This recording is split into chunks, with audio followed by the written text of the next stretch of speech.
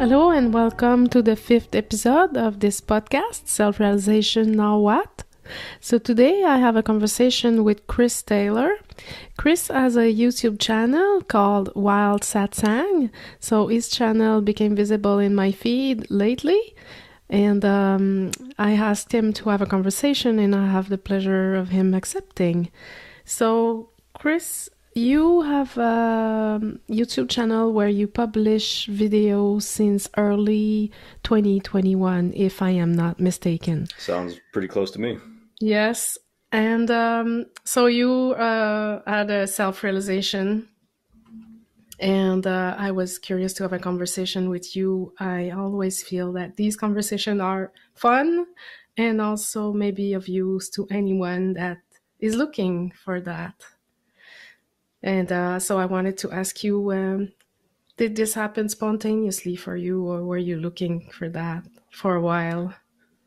Yeah, I think I was looking for a while, actually. I can't really name a time or a place in which I first began to become introduced or interested in discovering what the truth of being is or what the nature of reality is.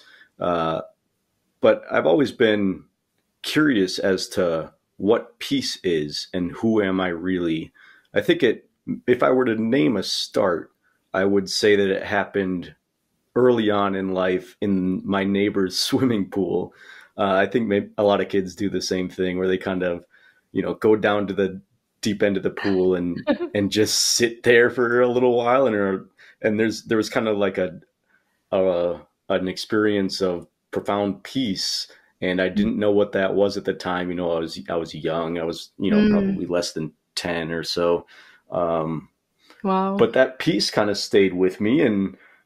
And ever since I gained that sort of access to that peace in my neighbor's swimming pool, I kind of had a longing for it and rediscovered it in meditation. And then there were many other moments that I could point to that there were sort of brief glimpses of awakening, which culminated actually in a spontaneous, complete burning up of everything the night my youngest brother died. Oh, when was that? Yeah, so if you'd like me to go into that, I mean, basically what happened is I got the news that my youngest brother died. He was 19. Shout out Jake. And of course that was incredibly devastating. And I found myself sitting outside in the backyard on the couch, just with total grief just pouring through my body. And it was interesting in the sense that at some point in that outpour of grief, I came to the realization that it's not entirely my grief. This energy that's moving through me isn't mine and it isn't owned. It's almost as if it's the grief of humanity or the entire feeling or sensation or energetic movement of lack or loss. And it wasn't mine. And that was a very interesting feeling. And it continued for hours. It continued throughout the entire night, this outpouring of grief, which looked externally as just like wailing and crying and just like uncontrollable to the point where it couldn't have been controlled if anybody tried, if I tried to control it. It was just like a happening. And what was really strange in that is that amidst the turmoil, the apparent chaos, there was a profound peace amidst the outpouring of grief. And this was kind of the final burning up of any sense that I was an individual or any sense that there was a me apart from all that is happening, apart from any energetic movement that's apparently moving about. There's no difference, there's no distinction, and there's no boundaries. And that was the final awakening. I can point to a lot of things that happened prior to that. There was a lot of meditation and reading of books and, the general seeker path for a long time. And I will say that I came to the direct realization path or non-duality several years prior to this happening. So I will say that there was a seeming, it seemed to be primed for that moment. And that was the moment of final release. Wow. It's interesting how the death of people around us can shake our core and bring question or change. As my own process had to do with my dad. My dad died in June 2020. And the feeling was that a huge part of the identification that I had was with being a daughter, trying to help her dad, worrying about that. And when he died, all of that left, and there was this great emptiness of not finding anything. So there was a dissolution of a big part of identity that went with him, which then seems to have led to more moments and then a shift of, just seeing, being pointed to the mind is limited. It has a function of describing, judging, and comparing, and it's just limited, it's dualistic. And there was this, I never saw that. And then there was huge relief energetically, but probably came with the grief that you're speaking about. And there was a lot of grief energy that just flowed out for a while. It's interesting, and I haven't really thought of it in this way before, but if we don't characterize grief as a bad thing or as, a negative occurrence, maybe grief in some way is grace, in the sense that it almost involuntarily blows through some of your blockages or identity structures. Yeah, and we do tend to suffer grief when we attribute it a characteristic of being bad. And right. Yeah. So it's possible to be grieving without suffering grief, or not Absolutely. even be grieving that there is grief without suffering that there is grief. Yeah.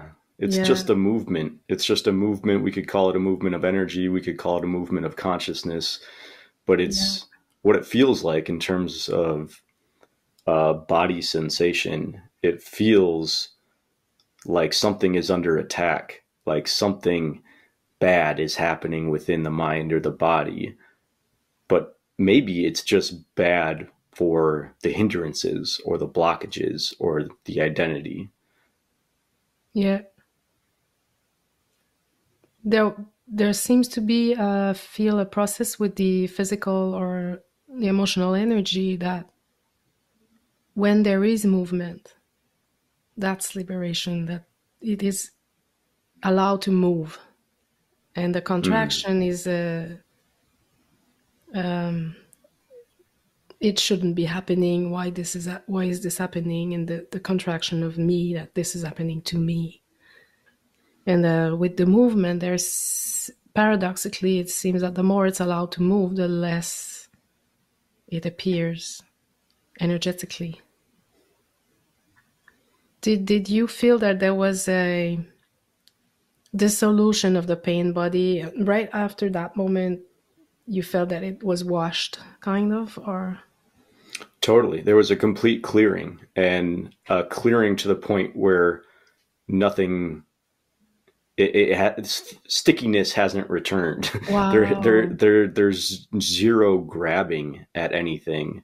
Wow. There's zero, nothing. There's no hold on the movement of energy. Yeah, anymore. nothing's stick. There's nothing. There's nowhere to stick. It kind of feels like in my direct experience, it feels like as it is being emptied, nothing has anywhere to stick. Exactly. There's this, when you empty the self of a concept of self, there's nothing for anything to grab onto anymore. And then there's just a free flowing of isness or beingness. And when that truly happens, there's just no more structure left. Yeah. Then I would call that liberation. Yes. Yes. In my experience, it took a little while. There was a return to identification and a suffering of returning to identification. So the suffering felt even worse. So there was a lot of seeking energy to find that again, to find that place that is found when there is no search. Pretty ironic, isn't it? It is. So I had to sit with the seeking energy, to just allow the seeking energy. It's okay. There's space for you here, and there's more space. Give it space. And as it is given space, it cannot stick. It cannot. There's so much space. So that's why I often mention that the solvent is love. Mm. To dissolve suffering. I point to that. So in my experience, I had to go a little bit deeper to unravel. There was a place of shame, lots of shame. And there was some last, I feel like it was like the last program. I am alone and it's all my fault. Mm. And there was a lot of loneliness and fear of loneliness, fear of being alone. And as I could allow this fear, I would even like go deeper in it. I'm scared. I'm so scared. Just feeling the fear, I came to a point where there was no more fear of feeling. Mm. It was proven that what we are is never changed. Pristine, still never changed. Absolutely. Beautiful. And so now you are having a YouTube channel for the joy of sharing. Yeah, I can't even really say there's like an intent behind it. It's just like is part of what apparently is happening. Yeah, there seems to be that too. I resisted it for a while. I had with this shame and identity. The more I resisted it, the sad I was just feeling sad of resisting this. So I just say, okay, just let it flow. Mm. It seems to want to flow. Yeah. Yeah. The art of life, allowing it to flow. Yeah.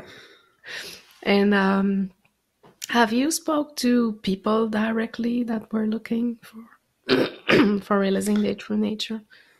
Well, it's funny because first I don't usually bring up the subject of it ever or at all in normal daily life, but people come to me randomly, people that it doesn't seem like they have a direct question, but they pounce around it, and I provide them with just, what is. And so people do come to me, people do ask these questions, and I answer fully. And Yeah. sometimes it's received and sometimes not, but I don't go seeking conversations necessarily. But the conversations seem to gravitate towards me from people that aren't even necessarily on a spiritual path.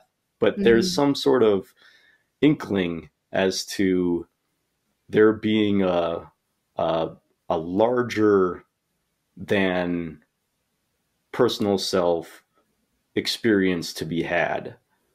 People have Yes. this sense that there's something greater than just the biological being, and they're identification with it. And so I get all sorts of questions from a lot of my biologist friends. We'll even be out there, out in the wild, which is actually why I named this Wild Satsang. It often just happens in the wild or out in nature spontaneously. These conversations happen with friends or strangers often even. And that's just kind of how it spontaneously happens.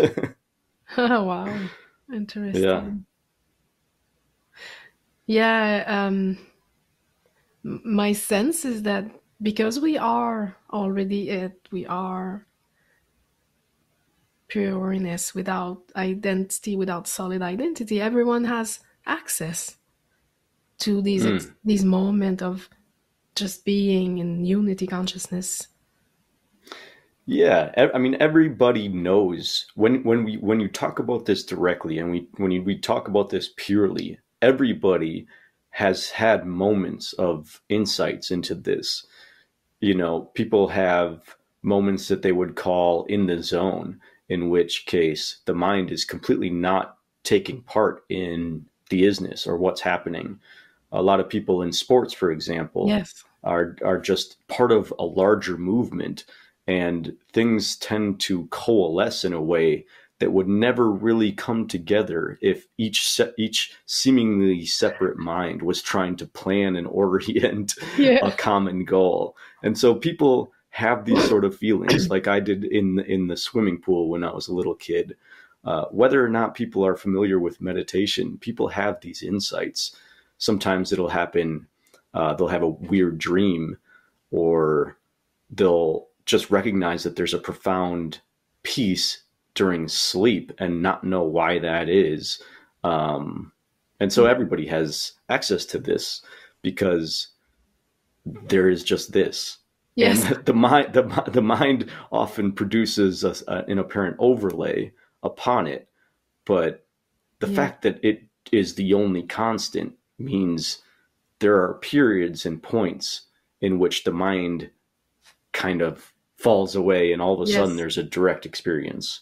And oftentimes these aren't acknowledged or known what that is, but people know that there was happiness there, or there was joy there, or there was love there, or there was peace there. And those things were uncaused by either the mind or a production of personhood. Yes.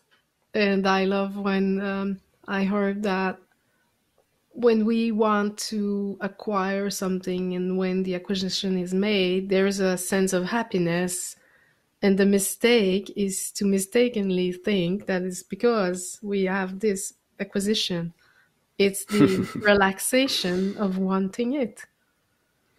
Yeah, humanity satisfaction of not desiring it anymore. It's this happiness is underneath.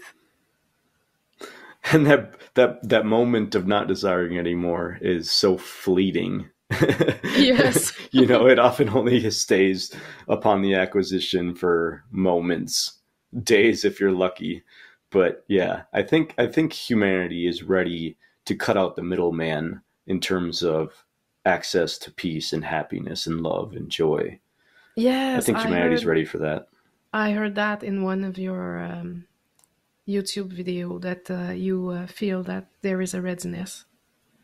There seems so. I mean, just based on conversations that I have with people that, like I said, are not necessarily on the seeker's path or even interested in non-duality or even discovering their own nature, there is a sense that there is something larger and greater, and that the reality that we think that we experience is a presupposition and an overlay to that which already is. Mm-hmm. Yeah.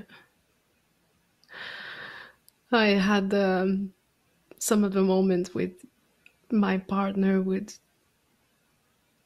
lay in bed and he would argue with me, and normally I would have argued with him before realization to defend something, and I told him I can't go there.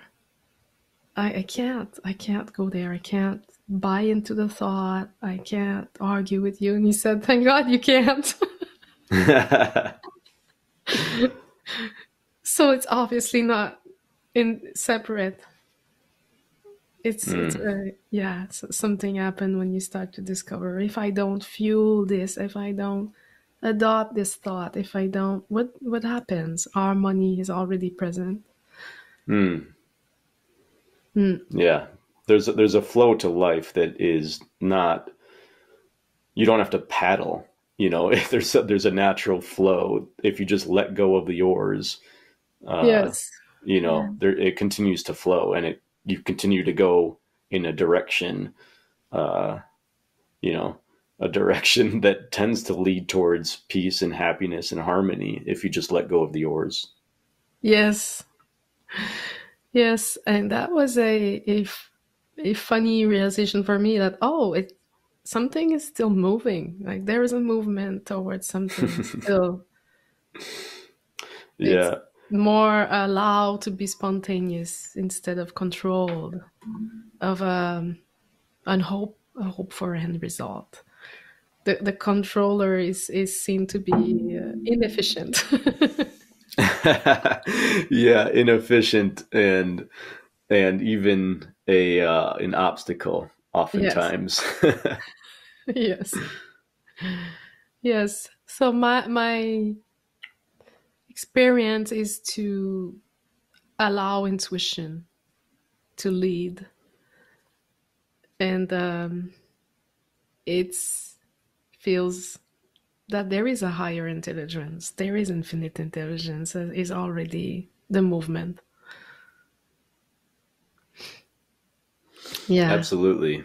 What an interesting thing that I'll say I noticed at a really young age was that trees and plants somehow know how to grow, but it's not that they know how to grow. There's like an inherent intelligence in life that there's this that just happens. And so like I, I remember being almost confused as to why humans can't just do that. Can't seem to just let life be. Yeah. There's a sense that there needs to be a manipulation of what's already clearly intelligent. Like we know that life is intelligent, and why we think that we need to Intervene. place intervene with something that's, you know, infinitely intelligent has always been beyond me. Yeah. Yeah. For me, there was this question that as a child, I couldn't grasp why these people seem to have a lot of problem. I was looking at the adult and thinking, why are they finding any problem? This life seemed complicated and it's so obviously normally just simple. Yeah, it's really funny how wise children are. Yeah. They don't have the wisdom intellectually, which is why awakening like Post post like duality. yeah, post duality is it's almost like the integration of actual wisdom. But yeah, I mean, kids just have that inherent knowingness that, you know, life goes regardless of mental intervention. Yeah, and we've not yet adopted the idea that we need a lot of stuff and we need to achieve, and we're just spontaneously playing. And Yeah. yeah, it's interesting after having spent a whole portion in duality, how awakening or realizing our true nature is a return to this childlike playfulness with wisdom and Mm. integrity. And that feels like it's part of the integration too, because at first the mind can, in my case, there was a place where I needed to anchor, to just ground here. With the self-realization, the mind threw me in a loop of a lot of stuff. There was a lot of unconditional love energy that flew, that was felt in the body. And then there was almost like, you know, the trap of becoming a loving person. This mind trap of, now I am going to save everyone and I am loving. So it's another Right. identification, and might be a more pleasant one, but it's still a bondage. Absolutely. Yeah, it's fun. It's funny how even very advanced, what I'll call advanced, seekers on the path, even all the way up to what's considered like guru status, like there's oftentimes an identification with either being a teacher or a guru or a savior or a shepherd in some way. And that is also a trap. Like that is still identification. It doesn't matter if you're identifying with a small structure or a large structure, such as a teacher or a shepherd or whatever. It's still a structure, and it's still duality. And you're still seeing a difference between people that are unrealized and people that are realized. And that difference is not right. Well, it's not actually there. There actually is no difference. It's all the expression of one thing.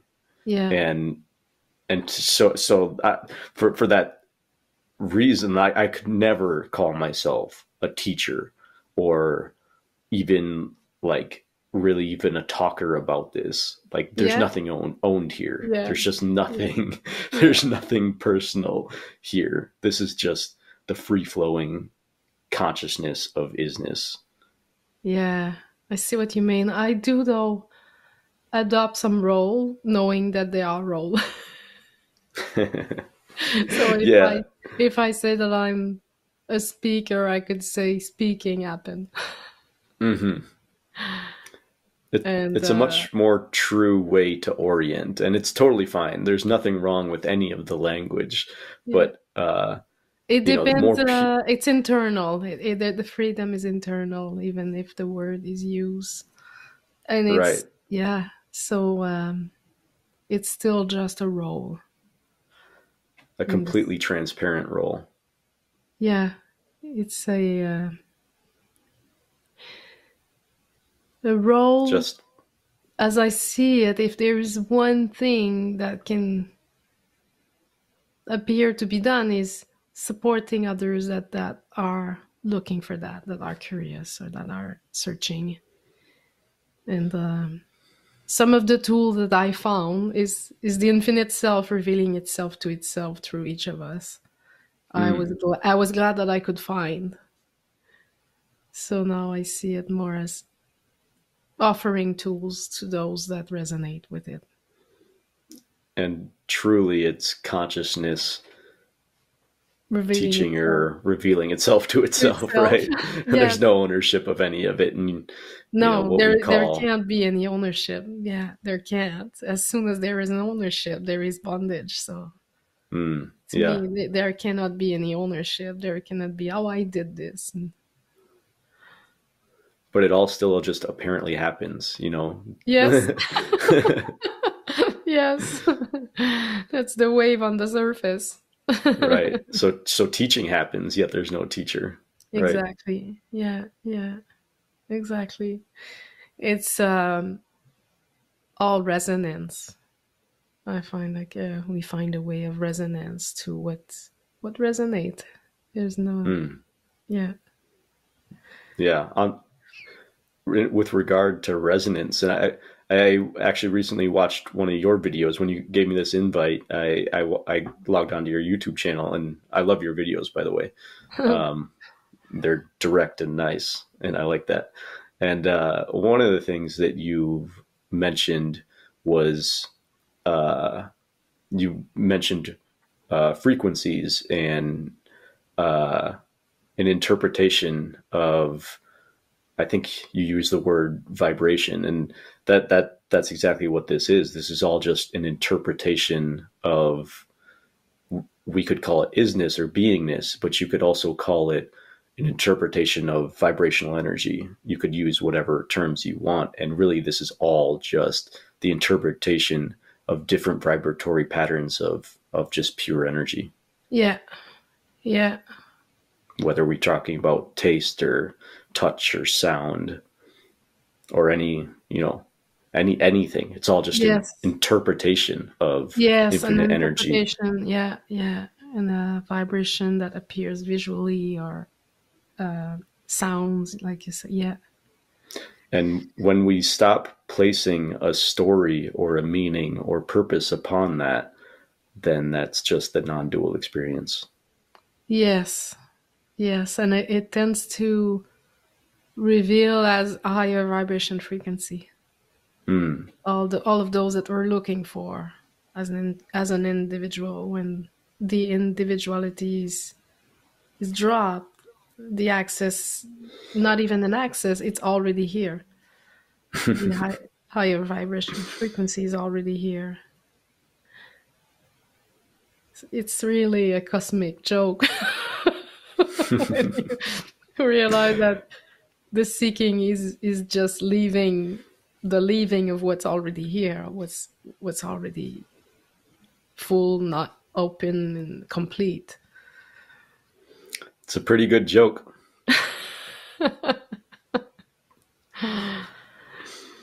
Yeah. So there seems there's not much else to say then. Well, there never is, but we could talk forever like this, and it's enjoyable.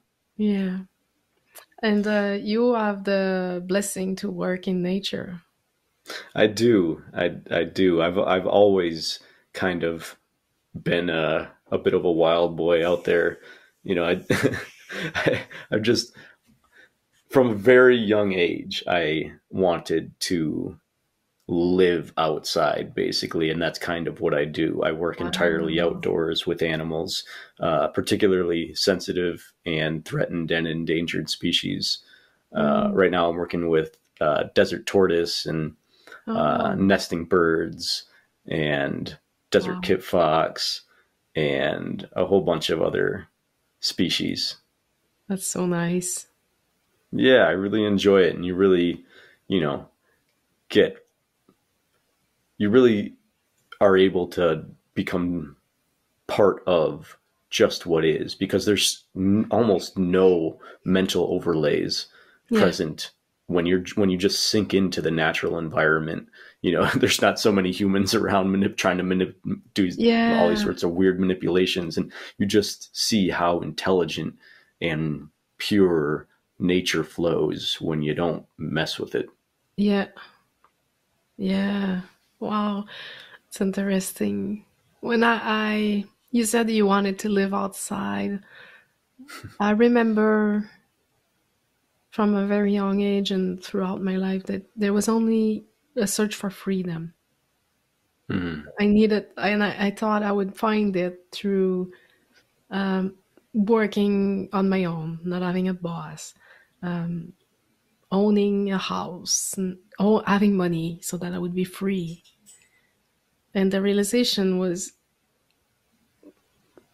it's already here. And also, I remember we were traveling. I had no job. I had lost my job. We were traveling for, we didn't know how long. We didn't know exactly where we were going. And I had never felt so happy. So then I thought, if I travel on the road and I don't know where I'm going to feel free and happy. And it's basically that. It's to just be here without knowing where you're going, unknowingly and free. It's an internal freedom of the structure and free from the illusion that owning things will bring freedom. So the freedom was the search, always has been the search. And that's why I was never able to fully adopt the model that is presented in society, to work 9 to 5 and to have accumulation of money to stop working one day and all of that. I never could go in, and it created some suffering for a long time, because I felt something's really wrong with me. I can't adopt this model. So I would work less to have more time, just to have time. Yeah, so there was when this realization came, there was a lot of relief. I was like, oh, that's it. That's now life makes sense. Now it makes sense. There's just nothing to find. There's nothing to search. It's all okay. There's this freedom of letting go, of dropping all the baggage, dropping all the belief that this will bring me that. There's no this and there's no that. There's no purpose. There's no meaning. I was like, oh my God, thank God. What a relief. Yeah. So I searched all my life for the purpose. What is the purpose? That was the question, I suppose, that's deeply inside us. What is the purpose of us being here? Oh, yeah. It's a gift. It's a gift. You can enjoy it. Absolutely. Yeah. And when we can't find a purpose because there isn't one, we assign one. Yes. And that creates a whole nother baggage of tumultuous energy. Yes. Now I have a purpose. Yeah, now I have a purpose. Carry that purpose with us. Right. Now I know what the hell I'm doing here. Okay, let's do this. Yeah. And the illusion, after I've done this, I'll be happy. After I've done this. Yeah. That seems that was like in my experience, in my growing up in an unsafe environment, an unstable environment, the reflex was I have to do something, and when I do this, after I'm gonna be happy. I have to control. I have to keep everything together. Everything is falling apart, but it's just a falling apart. There's no need to keep anything together. Yeah, everybody deserves this. Everybody deserves to be able to at least know that they can drop everything and everything will be okay. Yeah. And more than okay, everything already is this peace. Yes. Yeah, that's one of the intent. If there is one intent to have conversation like this, is for others to realize it's simple. There's nothing complicated about that. It's so simple that people won't allow it to be as simple as it truly is. And that's the whole confusion. Yeah, that's part of the confusion. It's funny how we're led by this infinite intelligence.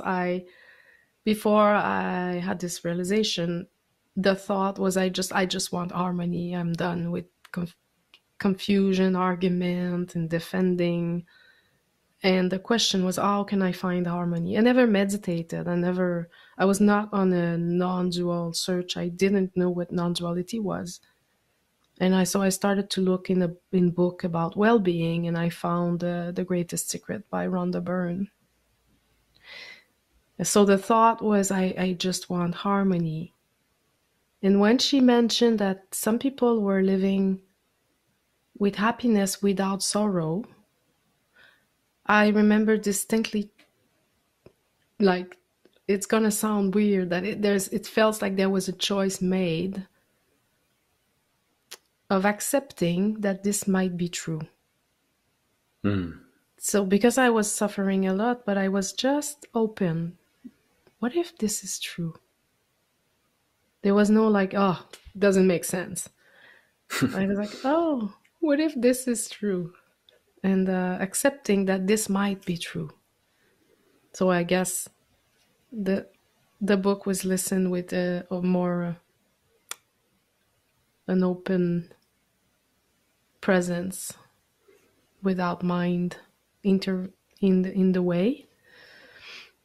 And the self-realization occurred, and there was a lot of relief of energy, and the word that were flowing out my mouth was, I'm not doing anything and I'm not going anywhere.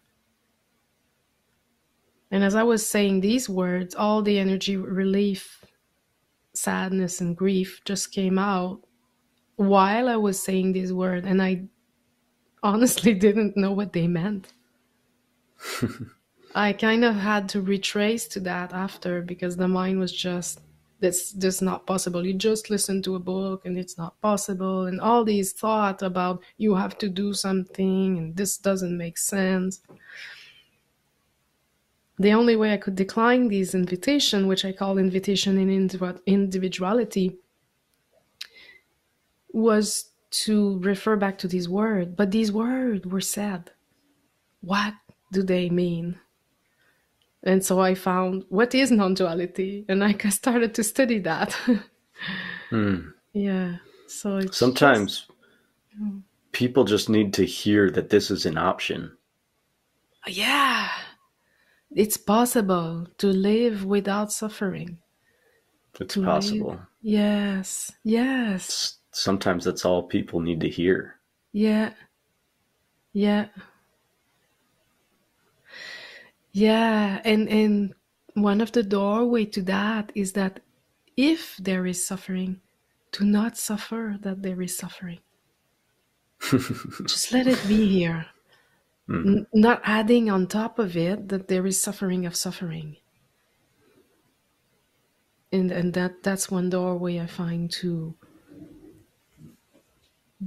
dissolve this contraction, and it proves itself to be illusory and unnecessary, I find. Absolutely. Like we said before, sometimes suffering, if we don't label it, is actually grace, actually a profound opportunity to blast through some of the last remaining sinew of attachments or identity structures.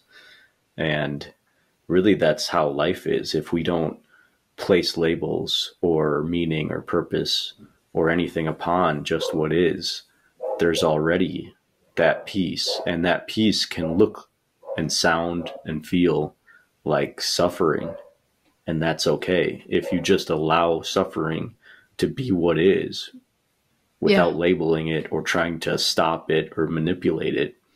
It's really just part of what is, and if there's no labeling or grasping or pushing, then, and it's just allowed to flow free, it just moves like everything else, and there's peace within the suffering.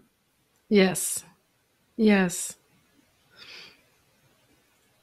Yes. And realizing that our nature is never changing is where we can just stay there while the movement is happening. And one of the practice that I brought in my life, I never meditated, but one of the practice that was really useful for me is I would do as they mentioned in the audiobook, am I that emotion or am I that which is aware of it? And instantly there was a possibility to let it be and let it flow. And the more these energy were allowed to flow, the loosen they got. Yeah. Yes. It's a beautiful return home. And then we realize that we never really left. Yeah, there's one constant, and it's isness. Yeah. And isness is the ground of being, and there's some inherent qualities to just isness, and they're the qualities that we mentioned of love and peace and the harmonious flowing of just isness. That's all there is. Yeah. There's nobody apart from that. There's nobody inside that or outside that. Could there be anything outside of isness?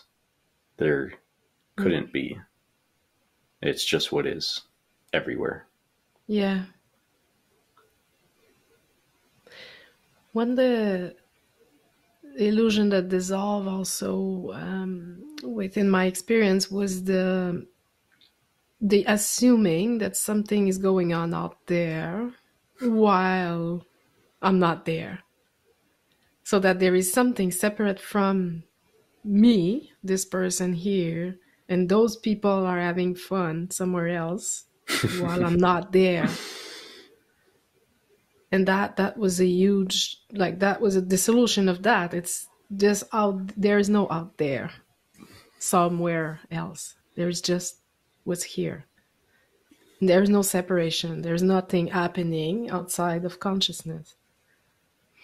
And at the same time, there's this, yes, there is, it's not denying that there is suffering happening. That's the assumption that's never questioned, is that maybe is there anything outside of consciousness? Yeah. That question is almost never brought internally. Yeah. But when it is, things start to yes. dissolve pretty quickly. Yes. And the first, that is easier, I feel, to realize, is the illusion of time, that the future never comes. That's pretty simple to realize. The future never comes. Everyone has a realization of that is quite easy. The future never comes. And when we start to look into what's the past, and then the past is a recollection of interpretation, of making something out of the infinite. It's an interpretation of the mind. So it's a thought appearing now. And then as you get closer, what is the present then? Where is the intersection of past and future? And if, there's still thoughts overlaid on what is in the present. So there is none of that either. It's kind of retracing, questioning what's true, what's real in my direct experience, not what I think is real or what the thought is of reality. What is happening really in my direct experience. So it's time and then space. It's never not now, and it's never not here. Here. Yeah. It's never not here. The impression of going over there and attaining something, that's the illusion that dissolves. Mm-hmm. And with that, there's great expansion of, there's nothing to attain. It's all well. Well, I think that's we've gone full circle, I believe. Just looking if I have other questions.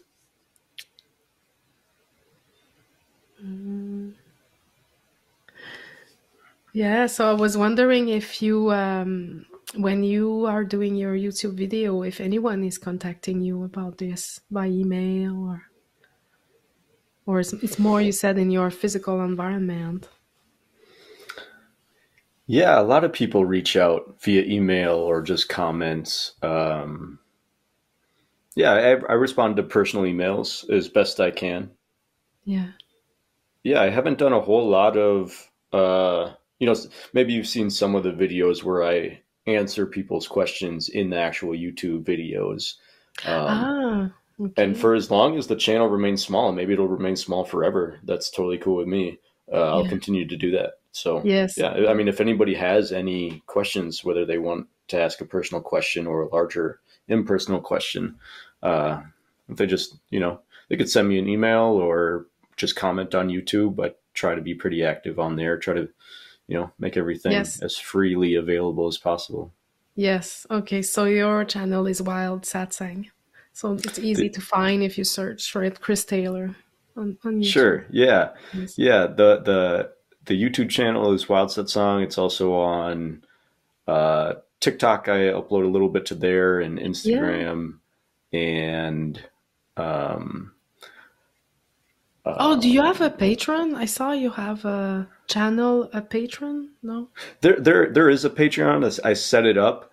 Really, it's a way if I'm missing anybody's questions or I'm not getting to what somebody really wants to know something, they can get on there and then they become readily visible.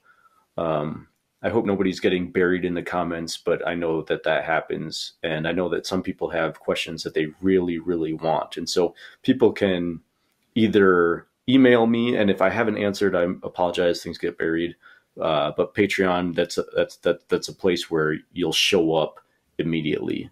And I tried to make, I don't know if it's possible, but I tried to make like like a, uh, a free subscription, or like the cheapest subscription possible. Really, the only idea there was to provide a channel that I can look at for people that, if people go the extra step of logging on to a new website to ask a question, it means that they really want that question answered. And so Yes. that was really the only Okay. intent of creating that. So the people that go that extra step, really want something to Okay. be spoken about. And so that's for that. Oh, okay. Great. Great. So on my side, what I did, I created the YouTube channel because there seems to be spontaneous sharing that wanted to happen. I was just fell open to that. Had some resistance first for a good while, and then just let it happen. And I'm reorienting to supporting anyone that wants to have conversation about this, and I need to support this body to have some food and housing. So I do have some fee for that. The body But likes that, doesn't it? uh, The body prefers to have food and housing for sure. it does. And but the YouTube is always free and done happily from just the joy of sharing. And it's enough for people to find their way. Everyone has that access. Everyone is it already. So there are a lot of material and conversation available to find our way back. And we all find it intuitively. So there is only one thing to do if someone is searching for anything, is to follow intuition. That intuition led me to a modality of self-inquiry to dissolve the pain body. And as I was doing it, I never adopted the thought that this was wrong. I knew that if it's intuitively felt, that it's the right thing. So intuition is our compass. Yeah, I've said this before that these resources and materials and people like you arrive within people's awareness when they're ready. Yeah. An ancient saying is, the guru appears when the seeker is ready. And although neither of us would claim to be No, gurus, but it appears it's when, yeah, it's it's a old world resonance. language, Yeah. but Yeah. it means the doorway is revealed when you're ready. Yeah, because it's all resonance. So, yeah, so if it appears, it just appears effortlessly. Beautiful. Yeah, what else I wanted to say when you mentioned that?